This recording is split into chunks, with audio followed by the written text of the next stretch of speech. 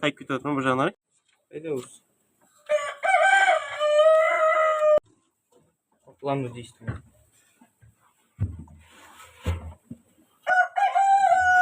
Анда кітапта жазған ғой.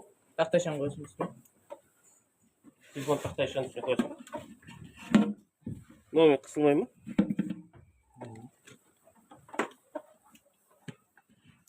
Үш бұрышты.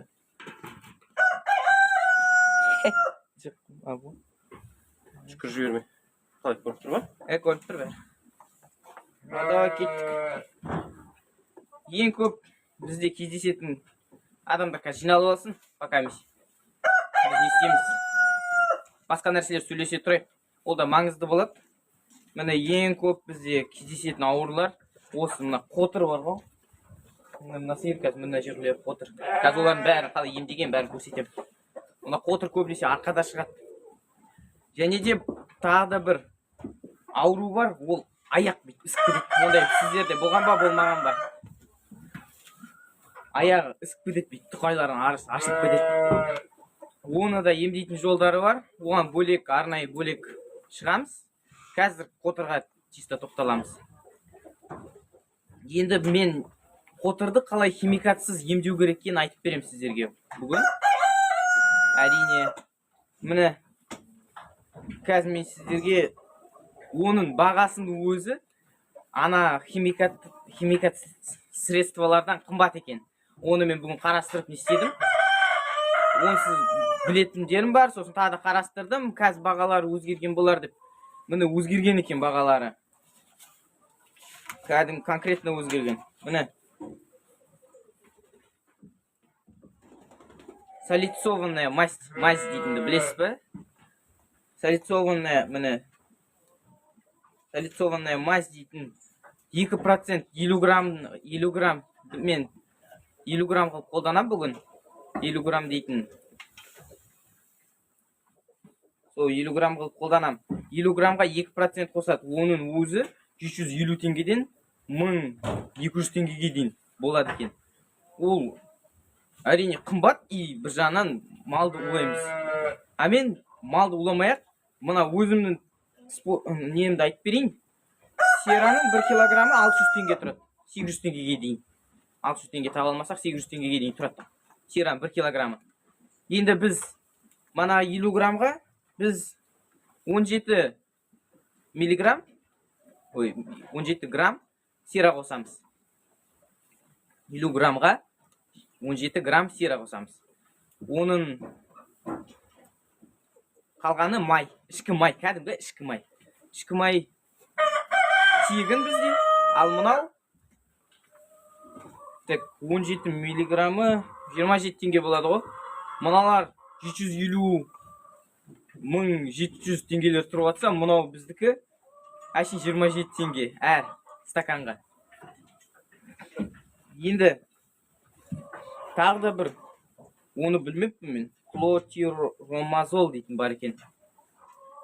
Клотиромазол дейтін ол не? Вообще қымбат. Ол мықтылау, ол тоже 2%, 2%-тігі 50 граммға қосқанда бізде 14 мың теңгеге дейін кетеді екен. Ол әрине қымбат дейсіз, және де бір жағынан ол зиян.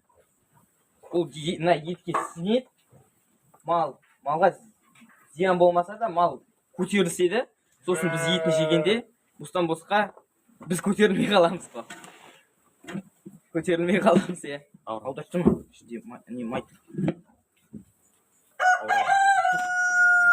Енді малды көтереміз деп өзіміз көтерілмей қалмау үшін бұндай арзан, жеңіл, әрі таза табиғи способпен істемейміз бе? Ары қарай кеттік. Енді мынандай бір цепочка дейтін нәрсе бар, уколдармен. Оны қазіргі заманда адамдарға да қолданады, малға да қолданады. Әдейі ақша көп жинау үшін. Ветвраштарға ақша көп керек. Ветвраштар оны білмейді өздері. Оны басқа біреулер ойластырған. Бір адам бас істейтін адамдар ойластырыпты оны. Оны алады да не істейді? Цепочка дейтін нәрсе бар. қазір оны қалай болатынын түсіндіремін. Міне бірінші біз бір неде өкпедегі бір ауру болады. Оған антибиотик гризеофульвинді қолданады екен. Ол гризеофульвинді қолданғаннан кейін не бола бастайды уже? Инфекция, терінің инфекциясы болады. Тері ауырады. Одан кейін қотыр шығады. Сосын біз қотырға манағы дәрілерді егіп, тағы да бір ауруды шығарады екенбіз. Ол ауру манағыдай тағы да бір аяққа кетеді екен. Аяққа ауру кетеді, оны мен білмем қалай. Оның ішіндегі нелер болады, әртүрлі реакциялар болады. Бүкіл организм бізде байланысып тұр. Алдында біреу мына бәшбеймен, кішкентай бәшбей, ең кішкентай бәшбеймен көз байланысы бар екен, білгенсіз ба? Сол екеуін байланысқанда мына бәшбейдің екі бәшбей, ең соңғы екі бәшбейдің арасында бірдеме шығып атты, бір адам айтқан. Сосын ол жерге бірдеме жағы бітеп тастады ол жерді. Бір кезде көзінен шыға бастады осы. Дата ол мына жерге жиналып барғанда көзіне барған ғой. Ол қалай көзіне барған білмеймін ал. Енді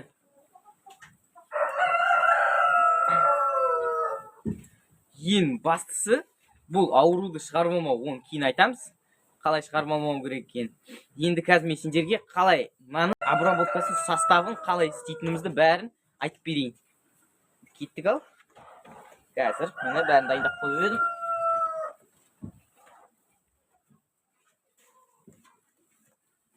Міне кәдімгідей ерітілген ішкі май. Ішкі май ерітілген. Просто газға қоямыз. Ертеміз. Енді мен қай жақ дейсіз бе? Мен Родниковкаданмын ғой. Родниковка Ақтөбе қаласына жақын. Ақтөбеден 40 километр солтүстікке қарай. Жоқ, бұлар аткорым емес. Бұл сиыр ғой кәдімгі. Бізде биыл табынға қосып, біреулердің сиырларына қосып, ауылдың малымен бірге бағып едік қой сиырлар. Сосын олар не болды? Олар не болды? Жұқ не істеген ғой? Бүкіл сиырларға не болып жатыр биыл? Не болып жатыр? Жұғып жатыр. Мен жанталасып, бәрі әбден ашылғаннан кейін білмеймін ғой, мен қотырды кездестірмегенмін ғой. Сауран дейсіз бе? Сауранды білмеппін мен. Сол бүкіл малға жұқып кеткеннен кейін барып көрдім ғой. Бұлай мән бермей жүрмін ғой өзімше. Теріс түсіп жатқан бұлар, бізде жылда қотыр шығады. Аз-маз кетіп қалады. Енді биыл олай шығатынын білмеппін мен. Енді сол бәрі әбден күшейіп не істегеннен кейін барып бастап жанталасып жатырмын ғой. Міне пістемай қайтып айтып кетейін, қосылып жатыр ғой адамдар. Сосын осыған әшейін манағыдай сері айттым ғой мен. Мынандай сері. Если что, қазір скриншот жасап алыңыздар. Мынау теріс болып кетті ғой. Мынандай сера кормовая рацион деп десеңіздер, толып шығады, білмейтін болсаңыздар сера не екенін. Осыны аламыз да қосамыз. Жайлап. Араластырып. Асықпай араластыра беріңіз. Толтырып қосып жіберсеңіздер, ол араласпай қалады. Сосын ол түбіне кетіп қалуы мүмкін. Түбіне кетіп қалса уже көп сіңбейді сиырға. Сол үшін дұрыстап араластырып алыңыздар. Бит. Қос.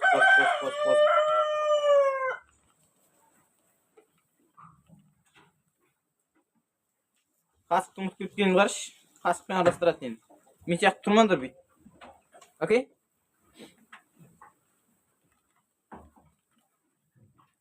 Айттым ғой, қалай емес, ауылда тұрмын мен. Ақтөбе қаласының жанындамын. Ақтөбеден 40 километр.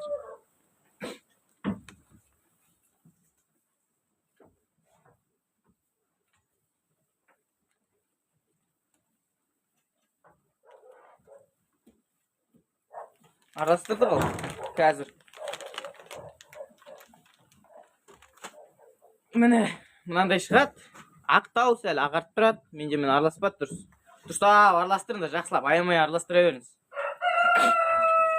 Аямай араластырып, не істеп? Сосын ғана қолданыңыздар. Қазір қолбам шешіп олайын. Қолдарыңызға нейтрилевый перчатка дейтін білесіз, жайсыз. Соны киіп алсаңыз дұрыс болады негізі. Айтпесе қолдан жуылмайды майды білесіз, не суық болған бешбармақ май болады ғой, еттен былай сіңіп ағады. Сол бешбармақ жегеннен кейін немесе қуырдақтан кейін қол май-май болады, қасықтар май-май, сондай болып қалады қолдан. Просто өйстіп араластырасыз да. Мынау ыстық болмаған дұрыс негізі.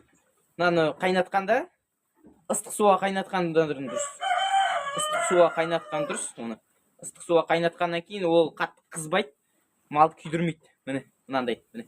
Қолмен араластырдым, жарайды. Аппақ болып, әдемі болып тұр. Оны жылы суға араластырсаңыз, қайнатсаңыз, онда не болады? Малдың арқасын күйдірмейсіз. Оны суытудың қажеті жоқ. Сосын майдың кішкене құны кетіп қалады дейді. Оны білмеймін. Менде ондай уже біраз уақыт опыт жоқ қой, сосын мен оны дұрыс білмеймін.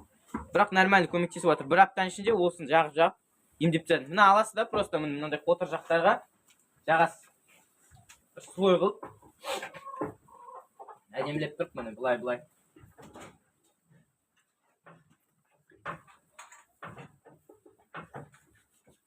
Мына қотырға ең бірінші рет жағып атқанда не істейсіз? Қотырға бірінші рет жағып атқанда қотыр кішкене кір-кір болып тұрады, сосын не болып тұрады? Қалай айтам? Үсті жара-жара болып тұрады. Жаралар қатып қалған бейт, слой болып қатып тұрады. Оны жақсылап тұрып қырып үстін пластмасс щеткамен. Мұхаммед, темір щетканы алып қойшы, көрсетейін. Мынандай щеткалер болады, жақсы. Солармен жақсылап түріп тастау керек бұның бәрін. Қанат тұсауға тырыспаңдар. Бір жағынан қанатудан қатты қорықпаңдар. Сәл-сәл тініп кетсе, ештеңе болмайды. Сәл тініп кетсе, ештеңе болмайды оған. Мұны осылай жақтаймыз, әдемілеп тұр. Ол уже ертең сіз байқайсыз. Ертең үстінде май кішкене тұрады әлі. Ол кетпейді сразу түсіп кетпейді. Ол майды тағы да бейт. Үстіне езіле жібересіз. Мынандай қаситын ғой. Мынау темір әрине жесткий, бұл грубый. Бұлмен бейт қасып кішкене мынандай жерлері ашып жіберсеңіз дұрыс болады. Мынандай кейбір жерлері қалып қояды астында, жүннің астында. Жүн түспей тұрады үстінде. Сосын сол жақтар тоже қалып кетеді. О жақтарға тоже жағу керек. Дұрыстап. Мына жақтың бәрін қасып шықсаңыз дұрыс болады. Мен қасып шықтым. Ашылған жерлер ашылды міне. Мына жақтар бәрі кішкене. Мына жақтарға жағуға болады.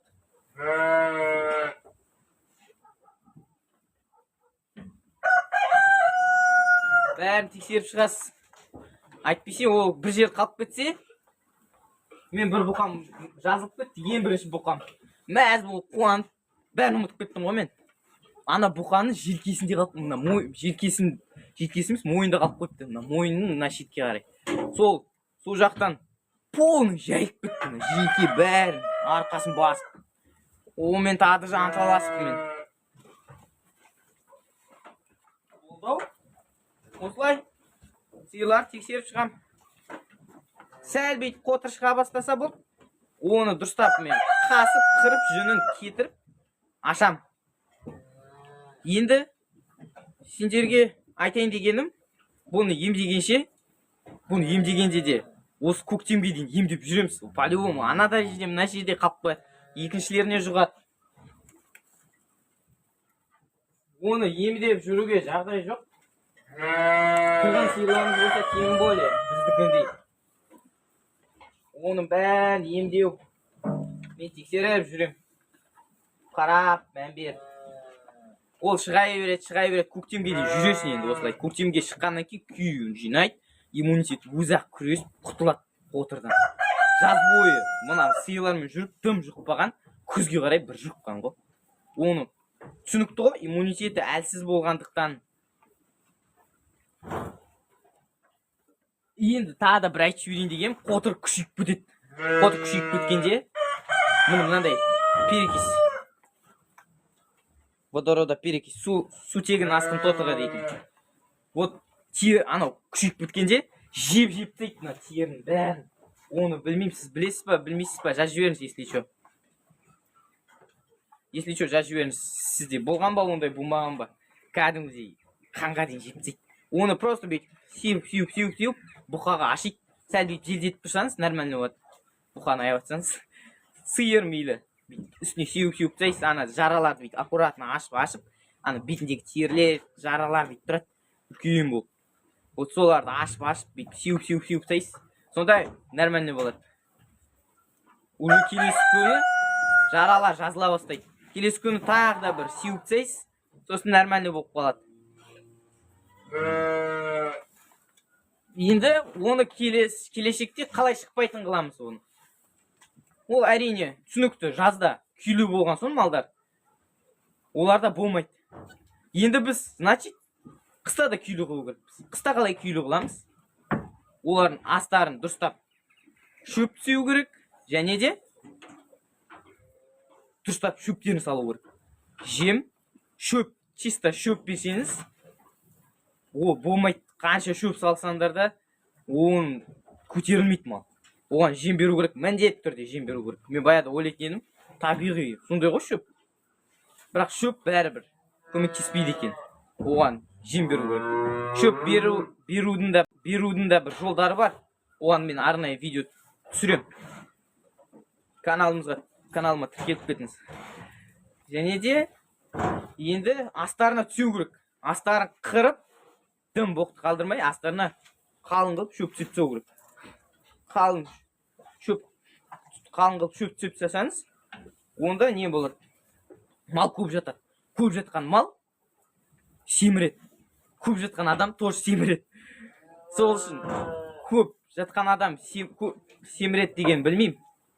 Не ғой? Ол көп жатқан, жұмсақ жерде жатқан адам семіреді.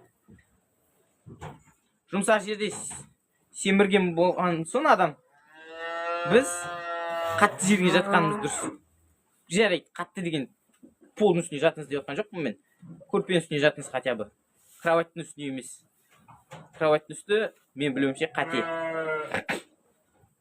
Енді осы астарына жұмсақ қылып түсесек, семіреді. Семірген мал адам сияқты әлсіремейді. Ол одан сайын күшейеді, мықты болады мал. Мал мықты болғаннан кейін қотырды өзі күресе бастайды қотырмен. Сосын біз қотырда қорықпаймыз. Ол жұқпайды былай. Және де енді тағы да ары қарай не дейтінімізді көрейік.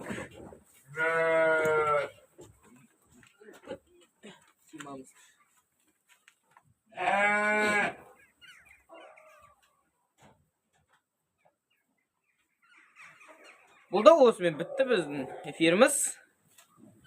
Малдарыңыз сау болсын. Сұрақтарыңыз бар ма? Жазып жіберіңіз. Сұрақтарыңыз болса жазып жіберіңіз, жауап берейін мен.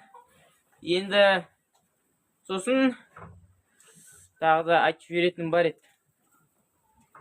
Қазір мен тағы да бір сиырымды көрсетейін. Бір бұқағы қалай жазылып кеткен, анан қотыр болған жерлері бар. Сұрақтарыңызды қоя беріңіз. Рахмет аға.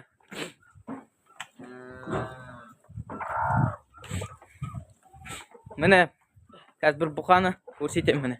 Мына бұқағы. Мына жүні жұқа жерлерді көріп тұрсыз ба? Мына жақтың бәрі қотыр болған. Мына қотырдың бәрі сол чисто маймен, ешқандай майсыз жазылып кетті. Мына бұқан міне. Мойын жағында да шыға береді екен, мойын жақтан. Мына желке жаққа, осы мойыннан бастап желке жаққа кетті. Міне қараңыздар, міне. Мынаны көрмей жүрмін, мына қотыр. Осындай жерлер қалып қояды. Бірақ олар өздері жазылып кету керек негізі. Оны жақып қойған дұрыс. Оған жақып қойған дұрыс негізі. Бірақ өз жазылады, иммунитеті жақсы болса малдың. Міне қасындағы сиырларға сразу жұғып жатыр. Ол сиырларды сразу бөліп тастау керек. Міне. Көріп тұрсыз ба?